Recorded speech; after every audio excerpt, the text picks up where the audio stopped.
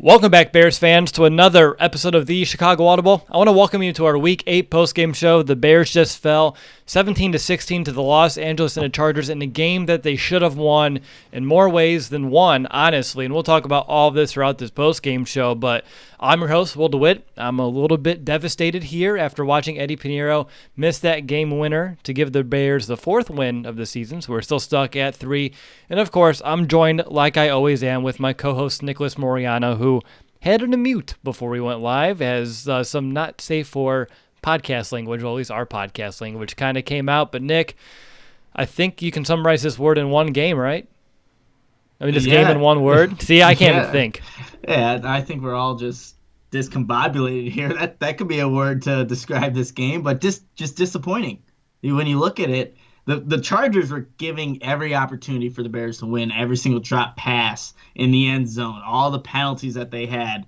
Mitch, I mean, there was just so many things that went wrong towards the end there for the Bears, and they were almost given a W, and they gave it right back to the Chargers. Now, 2-3, this is not a good place to be. No, it's not. And Nick, I'm going to highly encourage you to check your microphone settings. I'm sure if you're coming through your real ones here, technological stuff, not a big deal. But I'll jump in real quick to my monster moment of the game. And obviously I was hoping for the monster moment of the game to be Eddie Pinheiro and that final field goal at the end of the game. But for me, I'm going to give it to the Bears defense for a couple of situations. But primarily my monster moment of the game is going to be the Bears defense's stand. After the Bears had a punt with about 2 minutes left in the game, the Bears defense made their stand. They gave the Bears offense an opportunity to win this game. And even though the offense did move the ball down the field and they got in scoring position, unfortunately, it was not enough as the Bears were still unable to win this game. So for me, there were some good points of this game, but when you're sitting here now with the fourth loss of the season in 7 games, it's hard to really find a monster moment that you're proud of. So for me, the Bears defense, at least giving the Bears offense a chance, is going to be my monster moment. But Nick, over to you for your Moriano minute. I'm curious to see where this will go.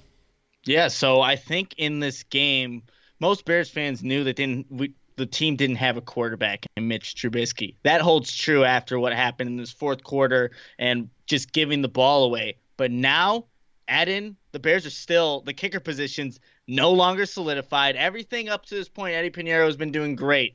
But you have 2 opportunities in this game, one with the doink and a game winner. This is what he was brought in to do, to win games if needed. And again, he had those opportunities. He missed. So you don't have a quarterback moving forward because Mitch has proven time and time again that he just can't do it. It's too big of a moment for him. He doesn't read defense as well, has stupid just mistakes. Then you see him at times just try to salvage a game, right? That big, huge run on just avoiding the sack gets the Bears in position. There's too much inconsistency now in year 3 for him. And now add in Eddie Pinheiro to this mix because that miss, that may have just cost the Bears a season. There's too much to gain in the NFC North with how the rest of the teams are playing, and now you're a game behind where you should have won at home. The Bears have serious issues moving forward, and it's at kicker and at the quarterback position. Yeah, 2 very important positions that have seemed to burn us here in the last, 8 games or so. But yeah, I can't really disagree with anything you're saying there, Nick, and we'll talk plenty about Trubisky when we get into the second quarter of our show. So for me, I'm going to jump into the stat of the game, and I'm going to have to go with the Bears' red zone struggles, especially in the first half. They were inside the 10-yard line 4 different times, unable to find the end zone. I think it took them to their 5th time in the red zone to even get a touchdown, and which is obviously ridiculous. And I want to have a good discussion on this because there are times where I thought it was on Matt Nagy, and there are times where I thought it was on Mitch Trubisky, and I want to kind of work that out with you, Nick. But for me, the Bears, 1 of 5 in the red zone today, leaving too many points on the board. And when you lose by 1, any point or any of those red zone trips that could have ended in 6 that didn't, there's the difference in the game right there. So for me, looking at the Bears' struggles in the red zone, more particularly inside the 10-yard line today, is going to be my stat of the game. But Nick, over for you for the midway mulligan, which of course, in a game like today, I'm sure you have quite the pickings to choose from. So what's going to be your midway mulligan? So I think this is the second time the Bears get into the red zone there where, they're in the red zone, but David Montgomery doesn't get a single touch whatsoever in this opportunity where the Bears really they got up to this point because of David Montgomery and his relentless fighting to get yardage when there were holes and when there weren't holes. So just the questionable play calling in there I think one of the very first plays, the Cordell Patterson jet sweep, you're going more horizontal than you are, north and south, and that's not what you want. And for that goes on Matt Nagy. There's been a bunch of questionable play calls, but you also brought a good point up, Will, that Mitch Trubisky just isn't hitting these guys when the Allen Robinson runs the slant. But the mulligan is just that whole entire drive when you're in that red zone. Montgomery not getting a single touch. That's unacceptable because he was the one that got you to that point. And it just doesn't make any sense if you're Matt Nagy how you don't give the ball to your playmaker in that exact opportunity.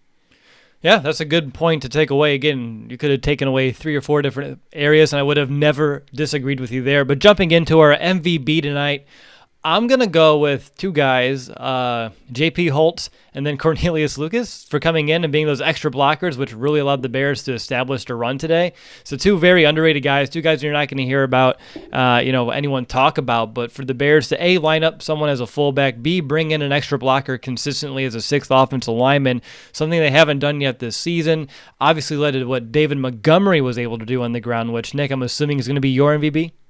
Yeah, I think I want to say that's who I had in the preview show. I don't even remember now, just with this loss and what I'm thinking about for this Bears season. But yeah, it has to be David Montgomery because there were some holes this game. There definitely was. So credit to that offensive line for fixing up some of the issues there. Even Allen Robinson got an inside run that allowed David Montgomery to get that 55-yarder, I believe. But it was really just David Montgomery just carrying the load for this Bears offense, just gaining those tough yards. There was that one play where Joey Bosa hasn't wrapped up. He ducks underneath him, lowers his shoulder again, is still fighting for yards. That's a David Montgomery that I predicted would come to this Bears offense and bring those skills with him. But still, it wasn't enough because the Bears and their offensive issues still end up losing this game, even though they were given every single opportunity. But David Montgomery, I would have to say, is the MVP of this one. Yeah, 27 carries, 135 yards, 5 yards per carry, the touchdown, and of course that big 55-yard run. A big reason why David Montgomery is a very excellent choice for an MVP. But moving in, we do need to enter the second quarter of our postgame show and talk about that Bears offense that still has its fair share of issues. But first, we do need to call a quick timeout as I tell you a little bit about our show sponsor, SeatGeek. Do you ever feel like ticketing websites make getting to the event difficult on purpose? It's like, so what? Their site's annoying and it doesn't have the events you want? Like, hello, status quo. With millions of live event tickets and a price match guarantee, SeatGeek proves there is a better way.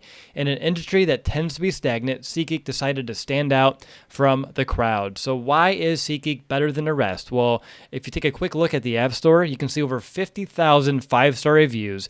How's that for customer satisfaction? And on top of that, SeatGeek breaks down the details. The green dots are the good deals, and the red dots are simply the tickets that are just overpriced. And of course, every purchase on SeatGeek is fully guaranteed, so you can shop for tickets with confidence. And as you know, us here at the Chicago Audible, we use the SeatGeek apps on our phone, our devices, and it's been by far the easiest way that we can shop for tickets. Earlier today, before the game, I was looking around for the Bears Philadelphia tickets in Philadelphia, just seeing what's going on. I mean, I can drive there. My birthday's next weekend, but also I don't want a death wish going into Philadelphia. You know how those fans can be. But I was looking there, and definitely you can find the easy tickets there using SeatGeek. And the best part of all, SeatGeek will give you $10 off your first purchase, and all you need to do is use our promo code. Download the SeatGeek app today. Use promo code BEARS for $10 off your first purchase. And again, that promo code is BEARS, BEARS. Use that and you'll get $10 off your first purchase on SeatGeek. Alrighty, I'm your host, Will DeWitt. You're listening to Chicago Audible. I'm joined by my co-host, Nicholas Moriano. We're still kind of getting over some of that shock and awe, not even the awe, but kind of the awe, as the Bears ended up losing this game on a missed field goal opportunity by Eddie Pinheiro. But it's time to move over and let's talk about that Bears offense, and we have to just begin and just rip off the Band-Aid and talk about the Bears in the red zone. Again, they had, 12 points on 4 red zone trips? 9 points on their first 4, and then they got the touchdown on the 5th. And then again, keep in mind, Nick, Chargers defense, we talked about this on Thursday. In the red zone, they came in ranked 28th in the NFL. They only allowed teams to score touchdowns on over 66% of their trips inside the 20, and the Bears couldn't do diddly squat once they reached that area of the field. And obviously, we talked about it once they got inside the 10. That's where matters got even worse. At one point, they had 11 plays inside the 10 without a touchdown. It took them a few more before they actually broke the seal there.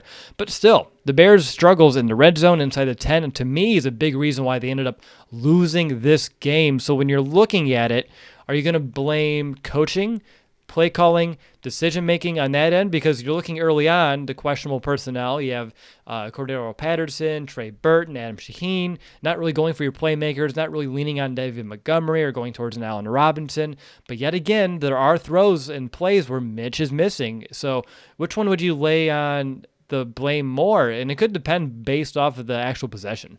I think it is based off the actual, possession in the red zone, because there are certain instances where each one of those issues that you brought up, Will, came out and was the reason why the Bears weren't able to punch it into the end zone. You target Adam Shaheen one-on-one when he's running on a corner route. Adam Shaheen hasn't done anything all season. You know who has? Allen Robinson. We didn't see that enough, especially in the red zone. Or even Anthony Miller. Every time Anthony Miller made a play, he came out the very next play. I don't know if that always was consistent in the red zone, but it just seemed like when Matt Nagy got there, it was just a whole different ball game. Like, that offense hadn't been there very much, which is very true. So it's like he just doesn't know what to call there and what personnel to have in that part of the game, and just doing a little bit too much. Like I alluded to earlier, David Montgomery's not even on the field or doesn't even get a touch during the second possession that they're in the red zone. It doesn't make any sense. They've been running the ball great up to that point, but yet you're not going to give it to, David Montgomery. There was a 3rd and 9. They were 3rd and goal from the 9-yard line, inside handoff to Tariq Cohen. Right. What the hell are you trying to accomplish with that? You're settling. You're literally settling for a field goal. There's no other explanation as to why somebody who's calling plays calls that exact play from the 9-yard line on 3rd and goal. You're not going to get it in. It just makes no sense. But I think it's a bit of everything, Will, because I don't think you can just put it all on Trubisky. He did underthrow Allen Robinson on that slant. Who knows? The Bears would have probably been on the one. God forbid. Who knows if they actually get it in from there anyway. So it's a culmination of all the things that you brought up, and just each opportunity, each time, one of those things is one of the reasons why the Bears weren't able to get into the end zone, because unacceptable would be the word to describe how the Bears played in the red zone this game.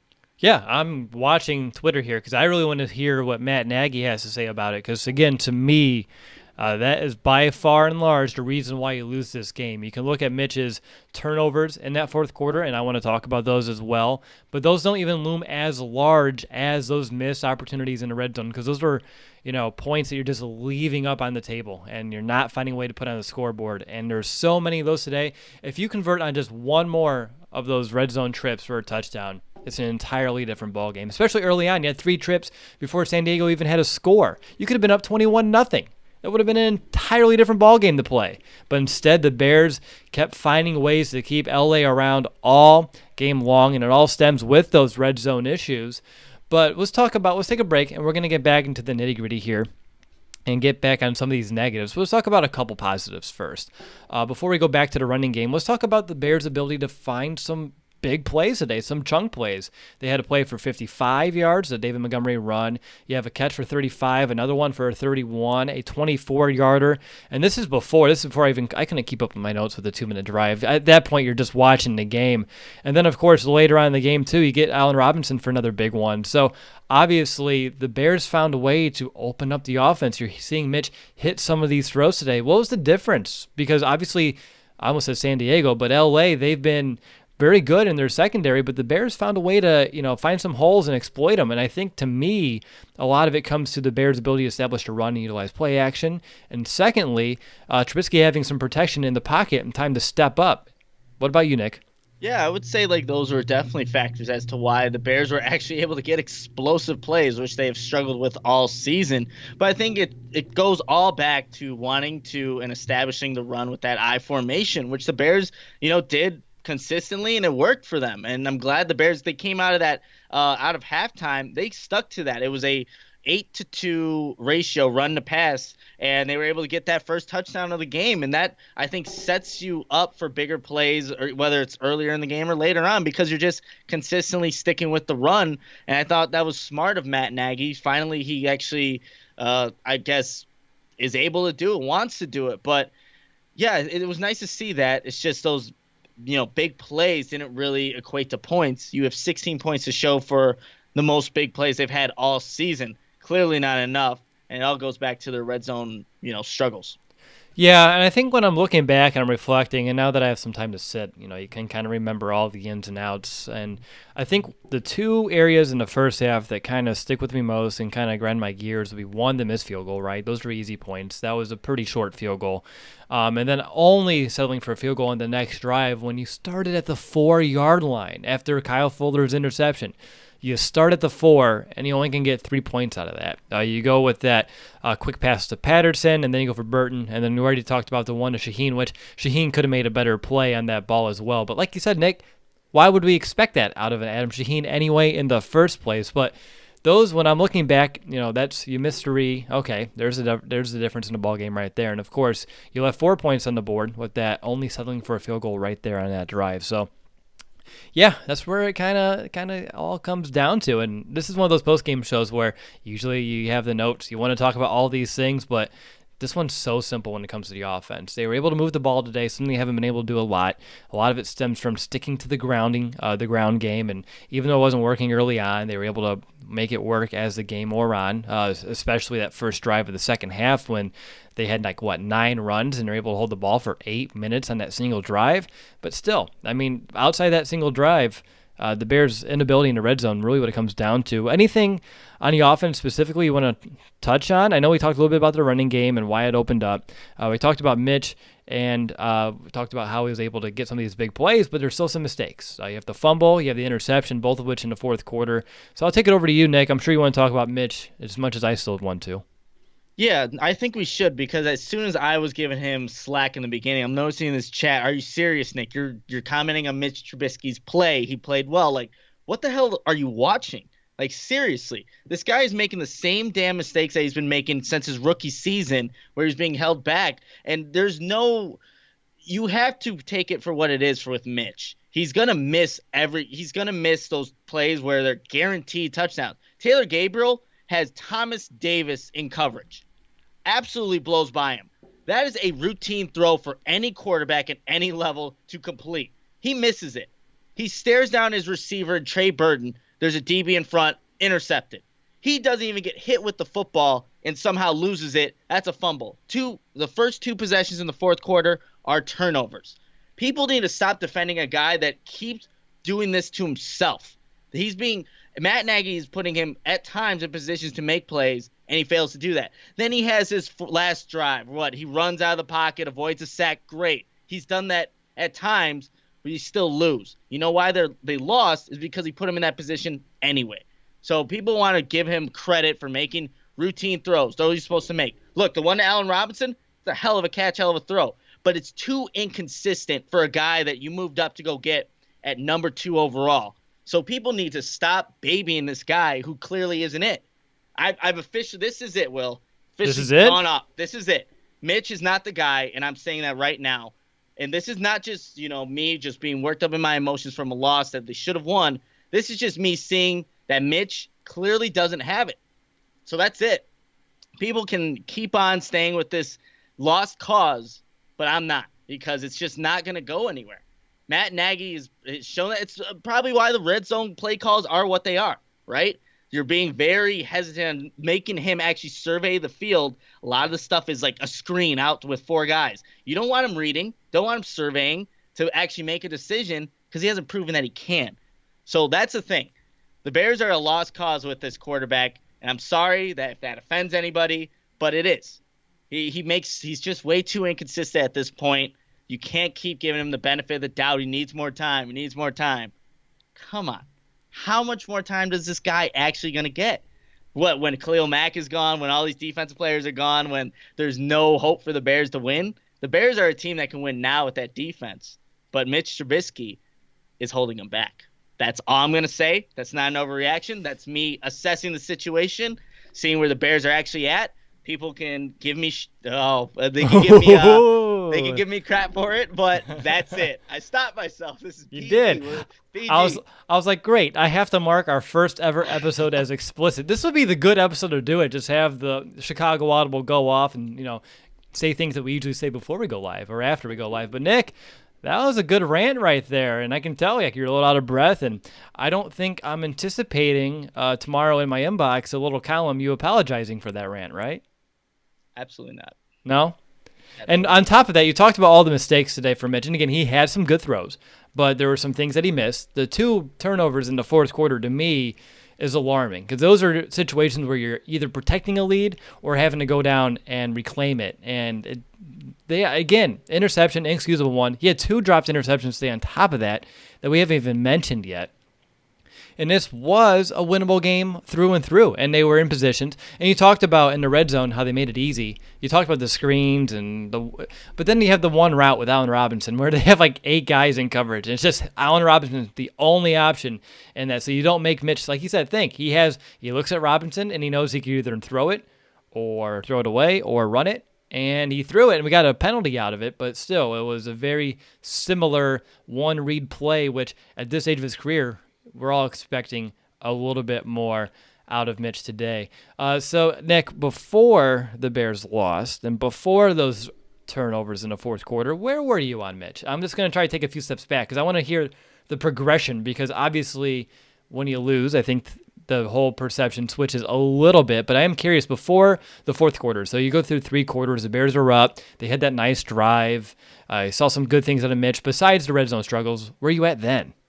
So I'm trying to go back in my notes just to see what I kind of have here. But I think up until that point, I was okay with his play. There's still, questionable throws. He could have been picked off easily a couple earlier times. But there was a big, I think, third down play that he had to Taylor Gabriel right before either it was the fumble or the interception. I can't remember which one it was.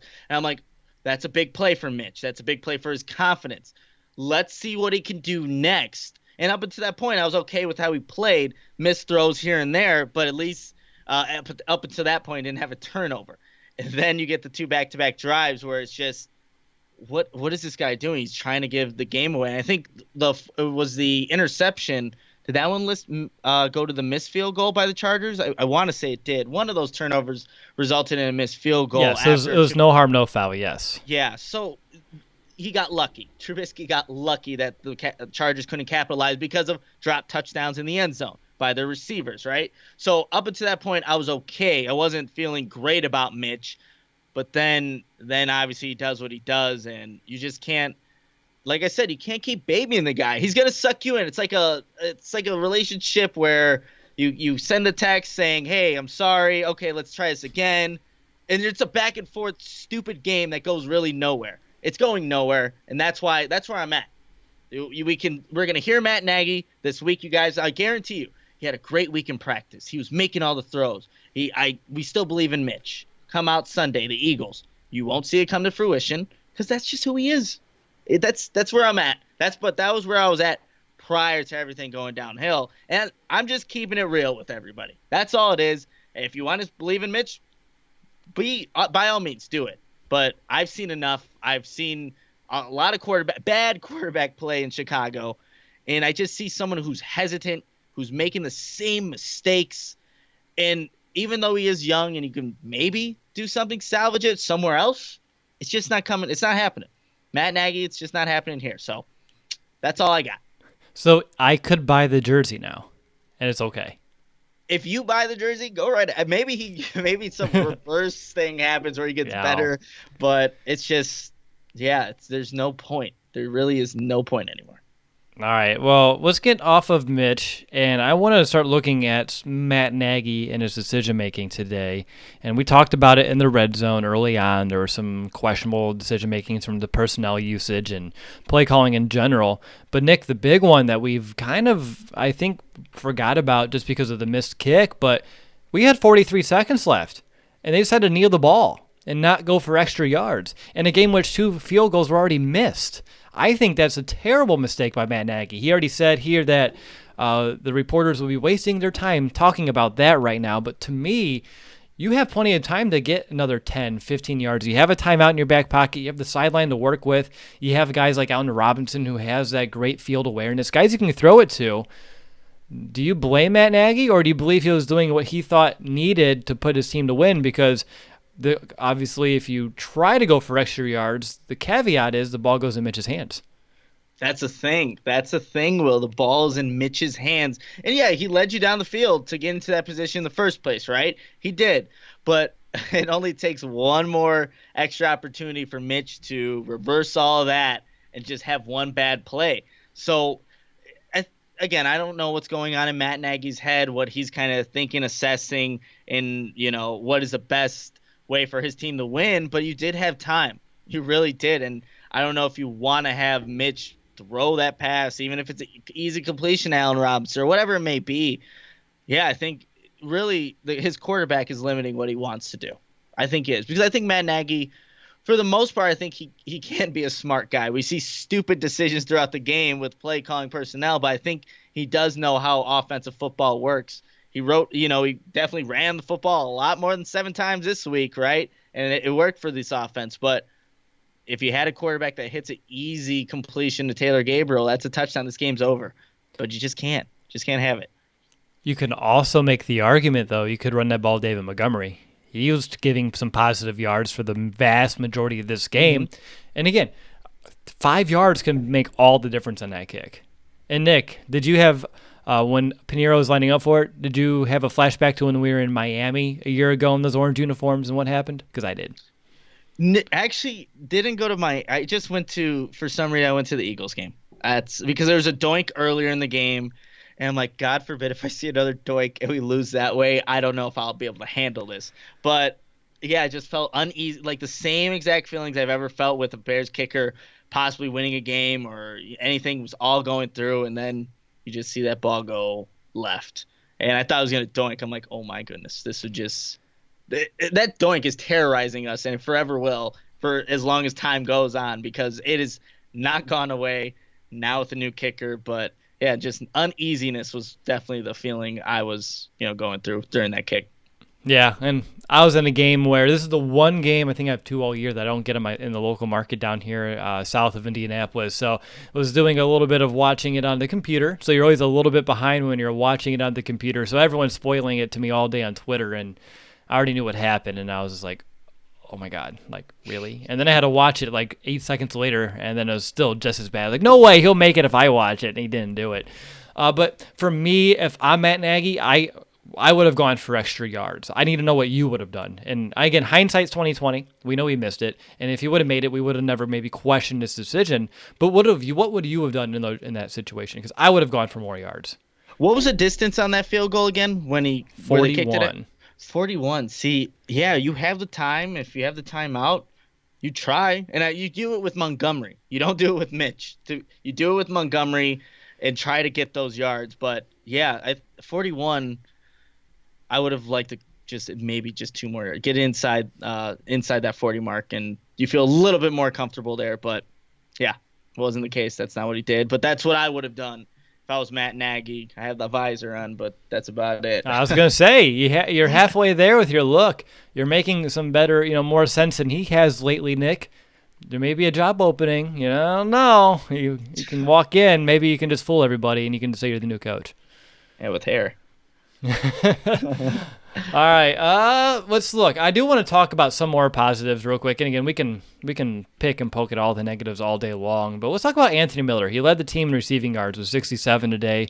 3 big catches today, the long of 35, and he caught all 3 of the balls that went his way.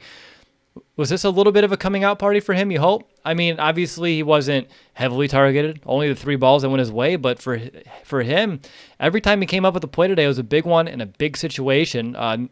The one that particularly stands out is that 4th down, that 4th and 1 they got 9 yards off of.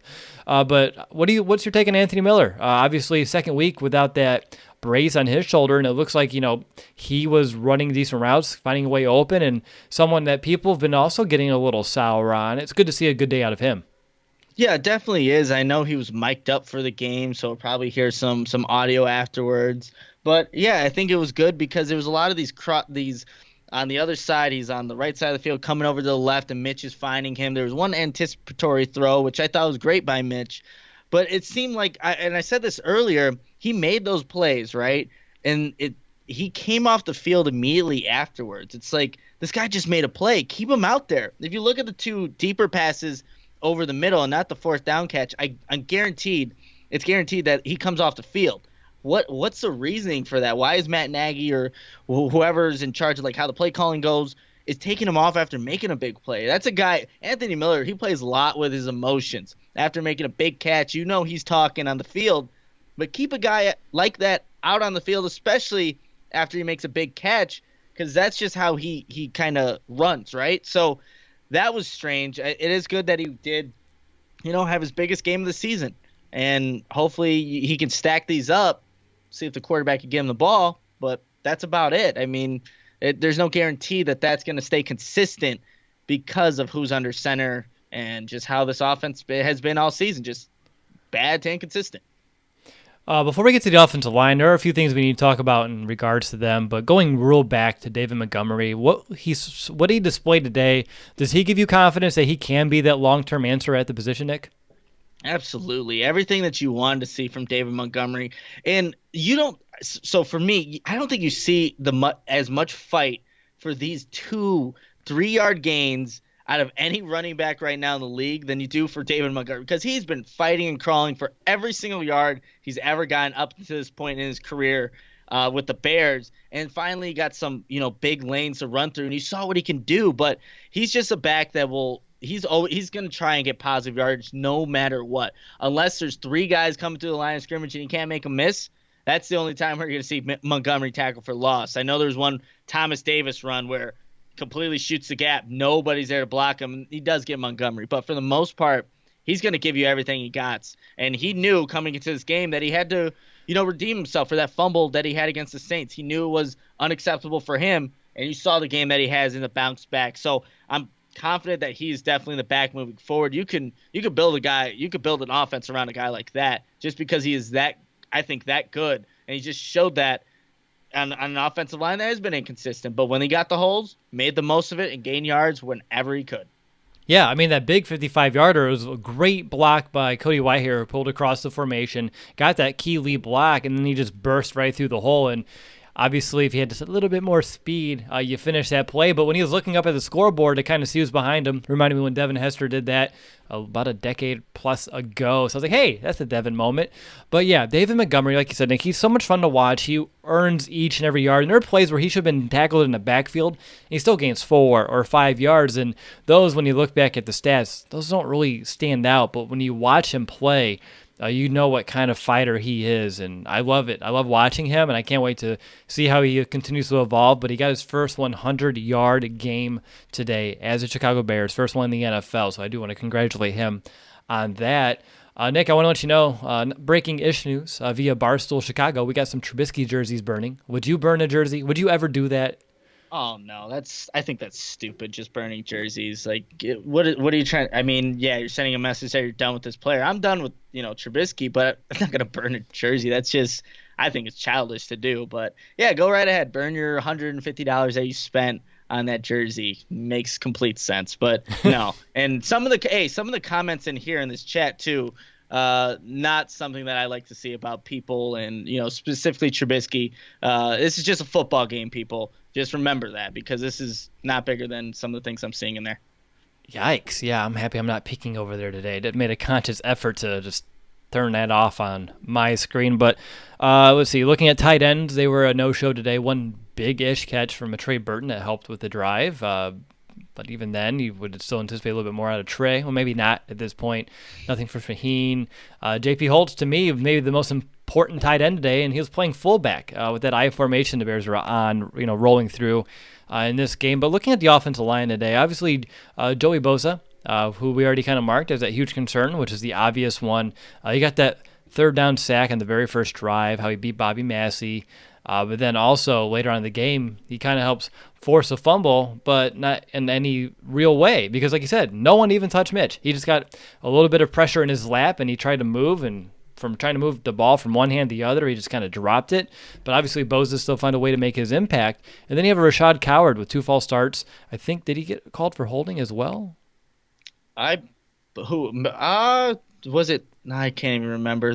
I know Rashad Coward had 3 penalties on him the entire day, but I can't remember who exactly else it was. I think we got 2 false starts, and I think he was also with a hold today. So I think Rashad Coward was the culprit there, which obviously for a guy who's making his second NFL start, I mean, those are things that you kind of anticipate a little bit. But anything you want to mention about the offensive line today? They look better overall that we've seen compared to some other games, and obviously a lot of that stems from the Bears sticking to the ground game because they get to be, the people who are doing the hitting and not having to, always stand back and, work out a pass protection. Yeah, so just in terms of the offensive line, I really, really liked what I saw on that first drive of the third quarter. Those offensive linemen were going downhill, moving people, helping David Montgomery, get into the end zone with that, I think it was 10-play drive that ended in the touchdown for the Bears. That's what you want to see, that I formation just getting physical, something that the Bears weren't doing earlier this season. And that is a positive that you can build upon. You can build from this kind of way that they blocked. And I know Matt Nagy is a little reluctant, right, to run the ball and doesn't like maybe the I formation because it's old school. But that old school really helped out today for the Bears to find and salvage something from this offense in today's loss against the Chargers. You can build upon that. You can implement that more. And that's what I really like, just seeing the offensive linemen come out of their blocks, just burying some guys into the ground, get their combo blocks, set up blocks for David Montgomery because it worked. It worked today, and that's something that you can build upon. I definitely enjoyed that.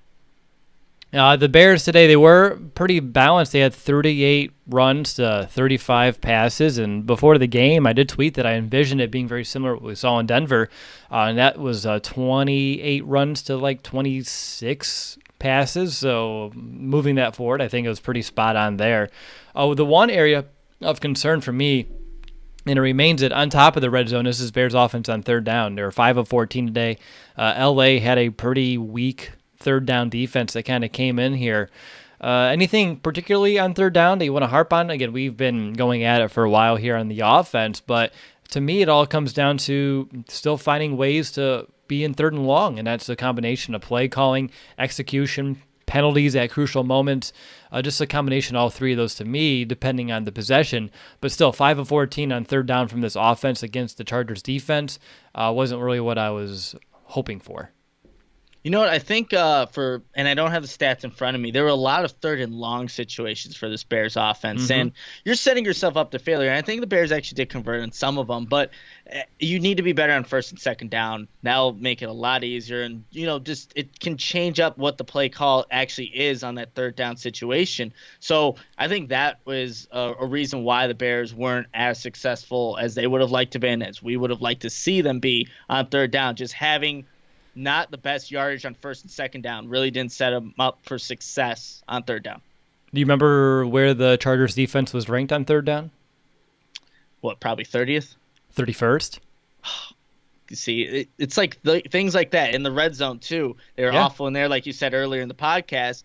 You need to take advantage of that. You have the playmakers out there. You just got to put the right ones on the field, call the right plays, and hopefully your quarterback can make plays. But yeah. Don't get greedy. I know. That's a lot to ask for this Bears offense, the way they've playing.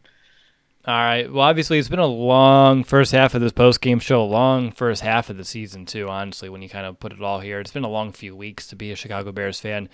Nick, anything else on the offense? Any final thoughts? We've hit on a lot. I'm sure you would, if you said anything, it'd be staying it for the second, if not third time when we're coming all the way full circle to Mitch. But giving you the spot, if you have anything else on this Bears offense you did want to hit on. No, I think we covered most of it. There's nothing that needs to be said that hasn't been said yet. And I think we just got to go to the other side of the ball here, Will, because that's really where there's only hope right now, I guess, for this Bears season. Yeah, I'll just have one final thought. It's when I look at this offense and I look at all the names and what they have a lot of talent. And the fact that they're still back end of the NFL, like literally the rear end of the NFL when it comes to offensive production, points scored, That's alarming, and that's a mixture of coaching, execution, and quarterback play. And that's alarming because, again, we thought, okay, early on in the year, they'll work out of it. It's just a funk. They'll be fine. They didn't play in the preseason. We're halfway through this thing. I don't think they're going to get much better than we're seeing now. I think this is the kind of offense that you're going to see here in 2019, and I don't know what's going to happen next. I don't know what changes need to be made, but something is amiss because they have so much talent. You have an Allen Robinson, a Taylor Gabriel, an Anthony Miller. I know Trey Burton's injuries kind of brought him down, but there's so much talent. David Montgomery, Tariq Cohen, and they're just not getting results. Still not getting results. Doesn't matter if you're going up against a defense that is prone to going ahead and, of course, giving up some big plays. And the Bears found their big plays, but they couldn't get points. So the Bears can't find a way to do it all. They can't find a way to do the complete thing. They can do parts of it. They can either find a way to get points or find a way to move the ball, but they can't do the whole thing, Nick. They just can't put all the pieces together on any given Sunday. All right, well, let's go ahead, and before we head over to the third quarter show and talk about the Chicago Bears defense, Nick, I think you are a brave soul, and you want to continue to keep that audio mailbag open?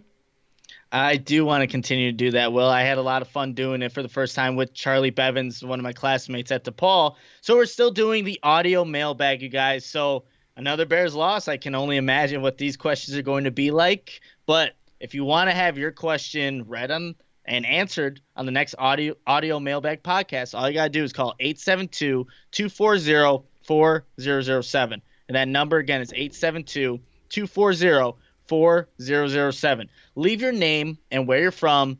Ask your question. The best ones will be read on the next audio mailbag podcast. I'm looking forward to it. I think it's still a good time. I already know what these questions are probably going to be like, but it was a good time doing it for the first time with Charlie. And we'll see what you guys ask. But make sure to just leave a question, and we'll see if it gets on the show. All right. Definitely give it a call. It's always a good time for Nick, of course. He loves answering your questions. Charlie, his classmate from DePaul, is excited to kind of continue to do that with him as well. And, of course, gives you an opportunity to have your voice, your opinion heard on our show. All right, let's go ahead, Nick. Let's enter the third quarter of our postgame show, and let's break down that Bears defense today that, for the most part, found themselves, doing what we anticipate them doing. They held the Chargers, again, only 17 points, and really it's just two drives that they kind of blundered, but outside those two drives that led to points with some big plays, they held their own, especially early on in this game. So when we're looking at the defense, what's a big picture takeaway to just kind of kick things off? Obviously, I think in this, you could say this about any defense. When they get pressure, a lot of good things happen for this Bears defense. And you saw that for the interception for Phillip Rivers. Roy Robertson-Harris, I don't know if they run a stunt or how that pressure actually gets created, but once Roy Robertson-Harris gets up the middle, Phillip Rivers makes a bad decision. We wanted to see more of that today. It wasn't until, the final drive of the game that the Chargers had the ball where the Bears get their first sack, I believe. And that's Khalil Mack finally win that one-on-one matchup. The Bears need to be able to create that more consistently, and I think that comes from the other players around him. I still would like to see more from Mack, but I think overall you can be, again, there was a bunch of drops in the end zone, Will, so it makes this score look a little, less impactful than what it could have been for the Chargers. There were two drops in the end zone by two receivers, Keenan Allen and then Williams. So, again, maybe those DBs need to be in better position to make those plays, to not have it to come down to a drop ball as to why they're not getting points. But I would say I was okay with how the defense played, especially because Roquan Smith had a hell of a game. Bounce back game for Roquan Smith. That's huge for him. And we had some question marks about him in the preview show, but he definitely answered those questions with his play today. Yeah, and when you're looking at this defense, I love what they're doing early on. You talked about it took them a long time to get a sack, but on those first, 4 to 5 drives, let's call them the first 5 drives, the Bears did a great job. They got some initial pressure, with the interior. They kind of sped up that offense. They weren't, taking down Rivers, but they made him throw it a little bit quicker than you would like to. And on top of that, the coverage was real solid. When you're looking at the first 5 drives, they didn't have one that went for either 4 plays or only 19 yards. I think 4 to 5 or 3 and outs. and one of them only went from 19 yards, and then they had to punt up anyway. But then, of course, things changed a little bit near the end of the first half. You have Mike Williams, a big play for 43, and then bam, very next play, 19-yard run for Melvin Gordon, which was able to put up 17 of those points there for the Chargers. But when you're looking at the Bears defense, overall, this is the kind of game I expect to see out of them. I mean, I had the Chargers scoring 17. You had the Chargers only scoring 16. So they're right on par about what we're expecting out of them. And obviously, a lot of it came early on for, the interception from Fuller and, the Bears doing what we know they can do on this defense.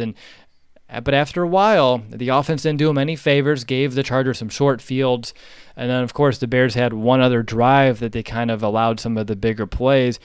Do you know the difference, Nick, between the drives in which things are working for the Bears and not? And to me, I do think it's pressure, because the times in which they allowed those big plays, there were some longer developing routes over the middle of the field, allowing the receivers to kind of hit those soft spots in the Bears zone. So when I'm looking at this, and I'm trying to reflect real quick on the fly, I think that's the difference. But what about you? Do you kind of back that up? Yeah, I think pressure is a big part of it. Just when this defense is successful, and if Mac's able to win one-on-one matchups, or anybody outside of Mac is able to do something to create havoc for an opposing quarterback, that's how this Bears defense really operates, and is why they're successful. When they're not, it's guys not creating that pressure. It's guys like Eddie. I don't know what you saw, Will, and I as soon as I saw it, it was the deep completion to Williams, where it's Kyle Fuller who's in front, but Eddie Jackson is running over to potentially make a play. I don't know what he's doing on there. It's just a deep reception, but Eddie Jackson doesn't go up to contest the ball. He just runs past Williams, and had Kyle Fuller not touched him, Williams probably could have gotten up and scored. It's just weird to see Eddie Jackson just not making impact plays like he used to last season. And I know this is harping on what they're not doing well. Well, that's one of the things. Individual players not being able to contribute like they did in 2018. And did you notice, Will, this is the second week in a row now, coming out into the third quarter, that first possession for the defense, they're giving up points. Last week against the Saints, it was a touchdown. This week, after the Bears score their touchdown with that, where they primarily ran the ball, they give up on a 14-play drive for a field goal. So there's no people have made the argument, yes, the defense may be gassed. How are you gassed coming out of halftime? That shouldn't be an excuse. You should be able to play consistently how you've been in the first half, because you had that break. So the Bears defense needs to get better at that specific kind of instance in the game. Starting the third quarter, they're down points already, or they're giving up points to start off. Not what you want, especially with how this Bears offense has played, where you're just putting more pressure on them, and they obviously can't handle it. So you need to be better coming out of halftime on defense for the Bears. Yeah, I mean, that's 2 weeks in a row. You said it, and obviously conditioning wasn't a factor. I think it was like 40 to 45 real-time minutes in between when the Bears defense was on the field, and then they allowed the Chargers to march all the way down there after the Bears were able to get their touchdown. And yeah, it wasn't pretty whatsoever. I'm trying to go back and find this here. Okay, so the Bears got their touchdown, and then immediately afterwards, you're looking 14-play, 73-yard drive. And then, of course, and this goes back to the Bears' inability to play any sort of complimentary football, and then the Bears go ahead and get an interception immediately after that. And then, of course, the Bears defense like, okay, fine, we'll step it up. We'll hold over. And then, of course, they force the missed field goal, and then Trubisky answers that with a fumble, and then the Chargers get their touchdown. So a little bit of the offense not helping out the defense when it matters, even though the defense did step it up after that initial drive there in the third quarter. And it's crazy when you look at this game, and only 2 possessions were the entire third quarter, because each team had about an 8-minute drive, which is crazy, because I'm like, wait, what happened to the third quarter? And like, oh, it got eaten up by that. But yeah, you can't blame conditioning, and you have to wonder, Nick, and I'm curious about your thoughts here. Is Chuck Pagano getting slightly outcoached after halftime, and offenses are adjusting to him, and he's not able to counter, or he's not anticipating what they're going to do? Because this is, 2 weeks in a row, and obviously to me that comes to coaching, because the team's rested, they're ready to go, but those are some long drives that end up in points. That really is uncharacteristic of the defense. Yeah, so that's a good question, though. I don't know if it's Pagano getting out coached. They gave up 10 points in the second half. Their offense obviously turning over the ball in their own territory is not going to help them to keep opposing teams out of the end zone. But I would have to go back and I think and just kind of watch to see how the second half is playing out for, in each game. So it could be a little bit of both, though, definitely, because that first possession in the second half, up to that point, the Bears are playing great defense. And then that, maybe the proper adjustments are made by the Chargers. They're able to get some points on the board. So it could be both ways, but I definitely have to go back and see what's really being the cause of it. And it could be, a combination of things. That's usually how it goes, right? It's usually not just one thing, unless it's the Bears offense. I'm kidding. There's more than one thing wrong with the Bears offense. But let's look at a couple of positions here and just talk about some of the guys. And let's start with the Bears defensive line, because when I'm looking at that unit, two players to me stood out today. Eddie Goldman, he was consistently jumping off the snap, getting really good pressure, some really good push, not just in a run game, but also getting after Phillip Rivers. And then there was a good play against a run. It was a 3rd and goal when he was able to kind of take that center, push him right into the hole, and Danny Trevathan was able to go right around it and make it that clean tackle. And then Nick Williams, he had a couple plays. He was real active. I know his pressure is what led to Phillips throwing that interception. So for me, when I'm looking at this, I think Roy Repson-Harris is in that one as well, right, for the interception? Yeah, he's the one I think who comes right up the middle and gets that pressure in Rivers' face. Yep. I know there's one from Nick Williams. It could have been an incomplete. Oh, it was the one when Nick Williams came in, and that's when Rivers dumped it, that little flip, and then Mack about had that one. It was almost a turnover. That was a good play from Nick Williams. And even when I saw some veteran stuff out of Nick Williams today, and he's a savvy guy, he hasn't been able to stick to a team until this year, but he's been around. And when he's not able to get pressure or get to the quarterback, he's jumping up. And there were a few times when the ball barely got over his hands, so he almost got a few passes batted down. But you can tell I'm looking for some positives in the Bears defensive line after Akeem Hicks, where there haven't been too many. But moving over to linebacker, Nick, I want to go over to you. Danny Trevathan and Roquan Smith, both today, I thought had really good games. Trevathan, most fans will probably remember the one that he missed, the tackle on Austin Eckler, which led to the touchdown. But Trevathan himself was very active, and so was Roquan Smith. What was your take from both Bears inside linebackers? Yeah, these guys are active, moving sideline to sideline, coming downhill, reading the gaps where they're supposed to fill, and doing primarily a pretty good job of stopping these Chargers running backs from reducing the yak and just anything like that. I thought they were playing fast and physical. That's the one play though where Danny Trevathan's a little late on Eckler and he just kind of overruns it, and Eckler just plants that right foot into the ground, is able to get in the end zone. But for the most part, I think Bears fans should be happy with the play of those inside linebackers, because they did a really good job. And we talked about Roquan. That's a bounce back game for him, because he needed to show that, just to show that there is confidence in himself. He was getting a little pumped up after plays, just hitting himself in the helmet, just wrapping himself up. I don't know if you saw Phillip Rivers kind of throw his shoulder. I did. That was, man, Phillip Rivers, he's a very feisty guy. I kind of like that in quarterbacks, but you don't do that. That's that's a cheap shit. That should have been a penalty to me. But yeah, I like the way that these two inside linebackers played. They played fast. They played physical. Those are two guys that we envisioned coming into the season, and they definitely weren't a part of the reason why the Bears lost this game. They're more of the reason why they were in the game. Just that one play for Eckler. And maybe, who knows if there's a blown time. I don't know. But for the most part, they played really well. Yeah, and Eckler, he's a very slippery back who's really good after contact, and those are just things he does. I think the only other play that from Danny Trevathan, and Roquan's in there as well, though, was that touchdown run by Melvin Gordon when Trevathan over-pursued, allowed that hole to open wide up here towards the end of that second half. But yeah, like you said, Nick, both inside guys, they played really well today. Roquan specifically, it's really good to see it. Looked like he was having a little bit more fun. He had some energy because he's looked flat and lost, like we said on Thursday. So to see him, I'm not going to say return to form, but look like more like himself than we've seen in about a month is a good sign for Roquan Smith, someone that, I was getting a little concerned about, wondering what's wrong in terms of not just him as a football player, but maybe as as a person, if there's anything that was going on with him personally that we haven't gotten any light on, but that he's been dealing with. So good to see him kind of stepping back towards the right direction, becoming a Roquan that we know. But other than that, looking at the Bears secondary, anything you want to mention today? I know, again, they had a pretty decent day. They did allow Mike Williams to get us a couple of big plays, but outside of that, they held Keenan Allen, who, again, was battling an injury, in check. They didn't really let Hunter Henry dictate this game as much as he has over the last couple of weeks. What's your take on the Bears secondary? I think that obviously the stats are in favor of the Bears, but like I said, Eddie Jackson's out of position, and he does make a really good play on Williams to dislodge that football in the end zone. But if Williams, who was dropping balls the entire game, catches that, guess what? There's a touchdown.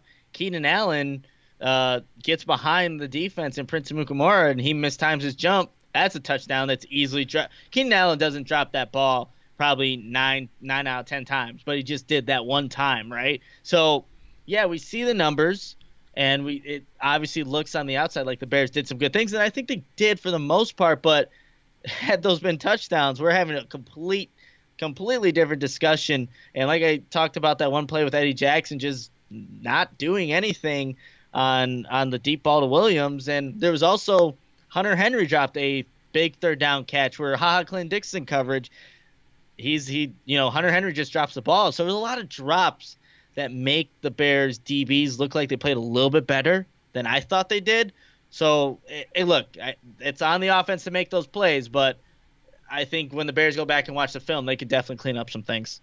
Yeah, of course. Absolutely. Looking at the Bears on third down on defense, did hold the Chargers to only 2 of 10, which is a really good mark. The Chargers actually coming into the game, if I'm not mistaken, were really good on offense on third down. I'm trying to scrim through my preview show. Offense third quarter, 8th worst. Never mind. So I was wrong. I knew they were in the top 10, but I didn't know if it was in the worst top 10 or like top of the league top 10. So I knew it was a 10 number, but okay, so that's a good thing. So the Bears did what they should have done. So that's a good thing at that as well. But yeah, honestly, the Bears defense, they did their job today. They forced plenty of 3-and-outs early in this game, and when you're looking at the points given up today, again, the touchdown, the only touchdown that the only touchdown they gave up in the second half, they started the ball at the 26-yard line.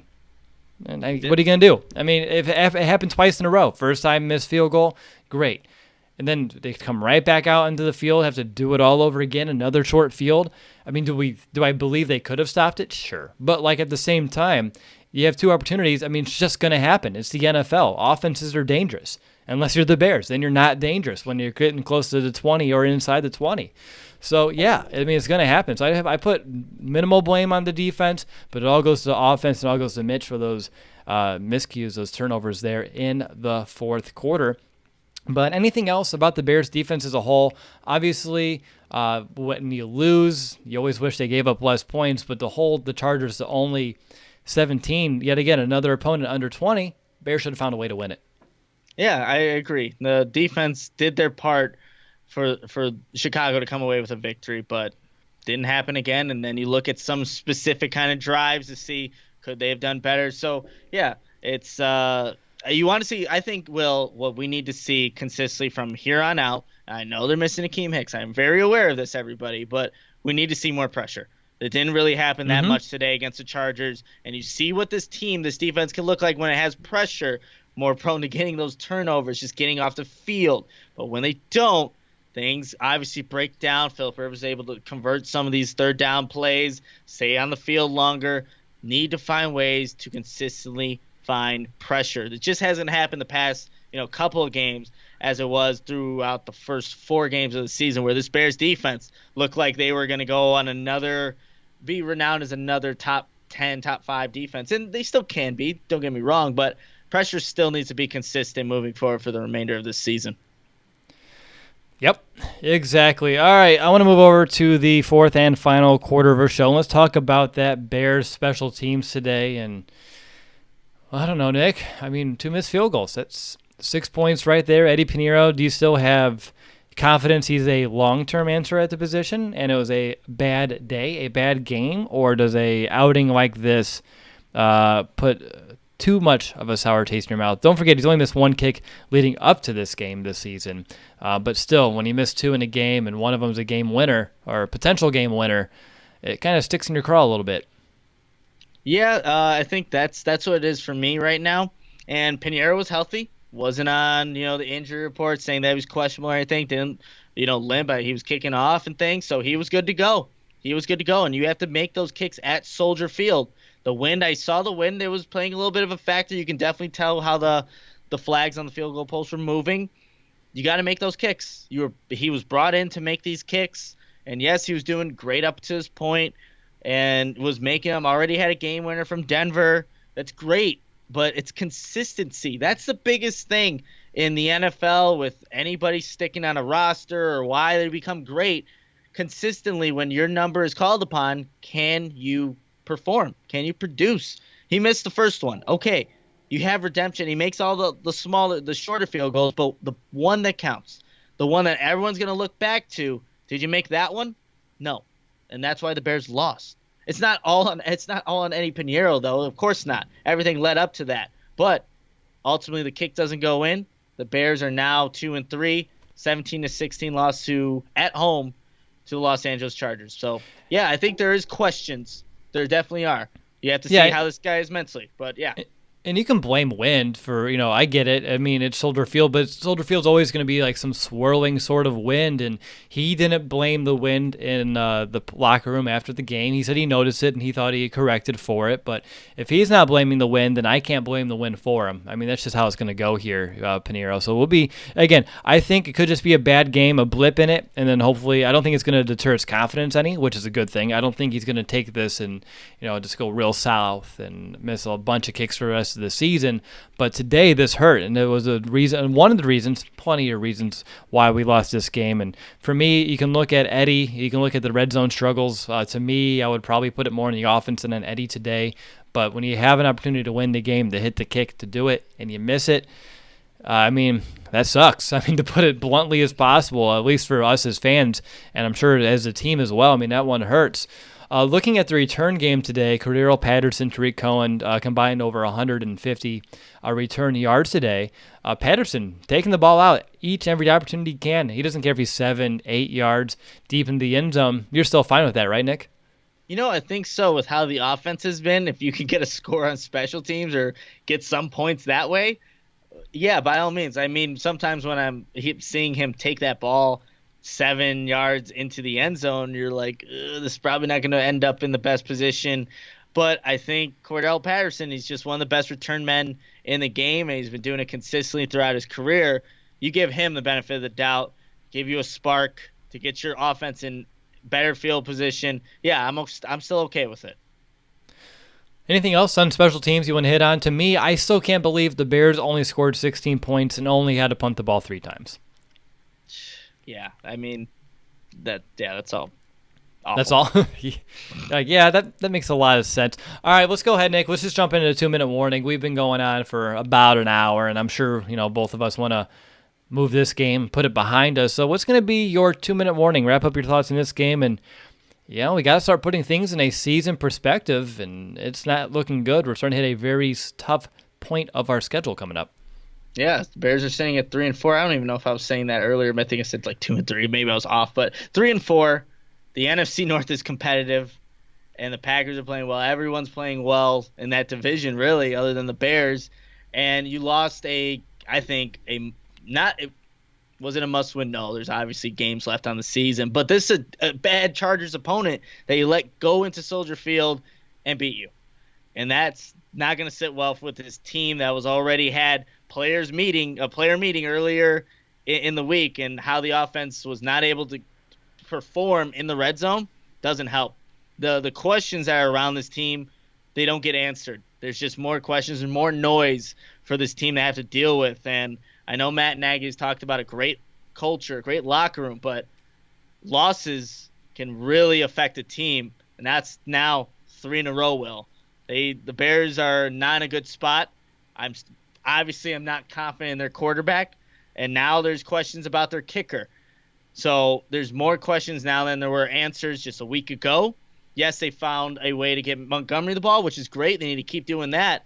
But I don't see this team really going anywhere. Now you have Philadelphia at Philadelphia. You got a tough Detroit team.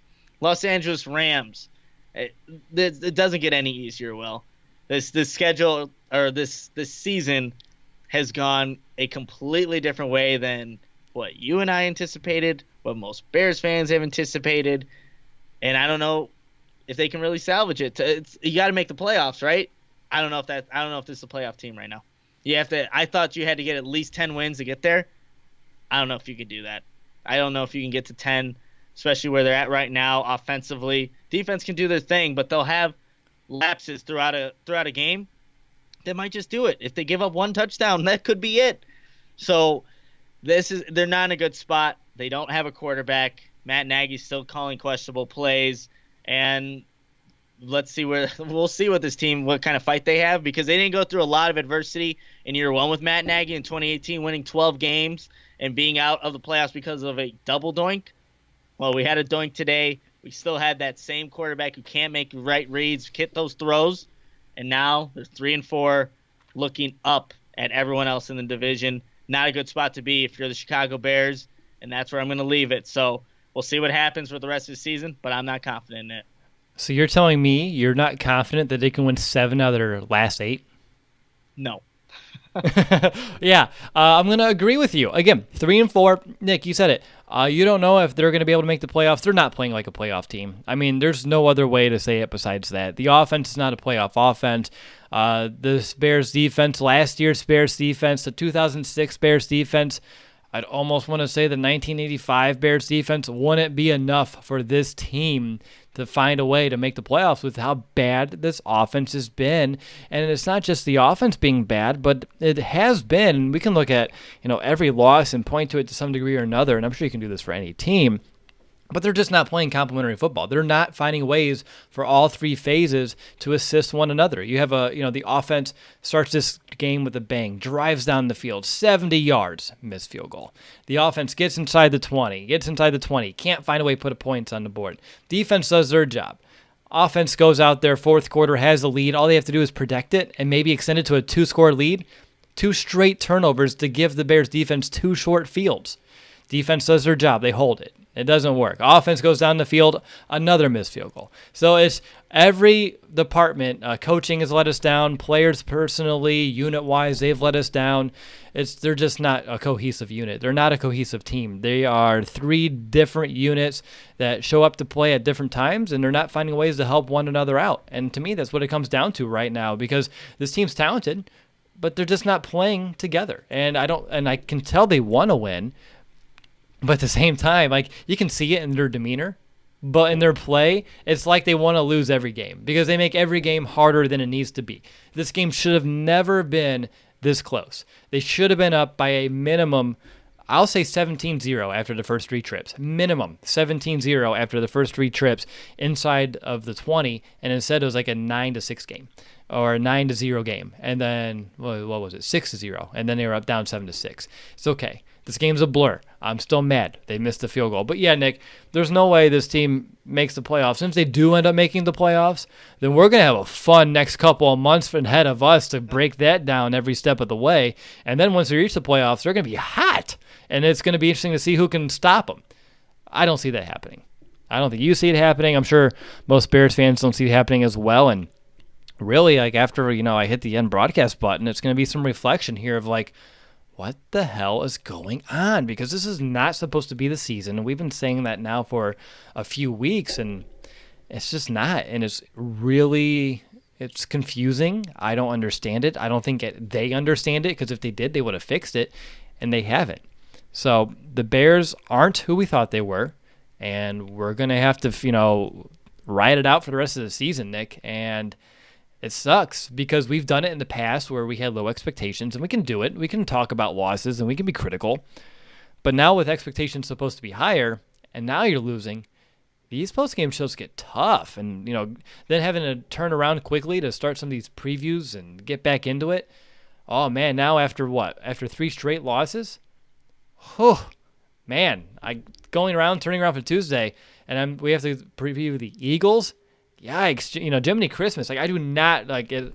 As of right now, I'm ready to just take a vacation. But we can't, they can't, and hopefully they have a little bit more, gumption than I do right now to, right the ship. But I don't see it happening. I really don't. And I try to be the positive one of the show, and this is where I'm at. I haven't seen it this bad in a long time in terms of on offense. It's really, really bad. Anything else, Nick? Should we just end on really, really bad?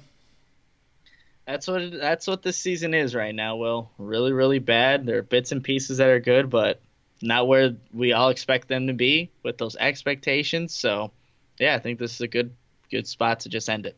Yeah, it's just I'm so frustrated because it's been a really tough month. You go from losing in London, a bye week, and then you lose a couple more. Like those 4 weeks, like they've been weighing on me, and I'm sure they've been weighing on you as well because this is like nothing positive. Nothing has been going remotely the way over the last month, and we'll see what happens over the next month and next quarter of the season. We'll see if they can turn it around and we can start get our hope. I don't want to get my hopes up, but maybe I can at least have a little bit more of a smile on my face as we do these shows. But we'll figure it out. And I'm going to call it an episode, and that's going to do it for this post-game show. I hope that you enjoyed the show more than you did this game, and I do want to thank everyone who did tune in, whether it be YouTube, Facebook, Periscope, and again, all the thousands of listeners of the podcast around the globe. We really do appreciate each and every one of you. And as much as I hate to say it, we will be back in just a few days to begin our preparations for next week's match. It's a rematch of the wildcard game as the Bears are heading to Philadelphia. But until next time, keep your head up. And of course, bear down, Chicago.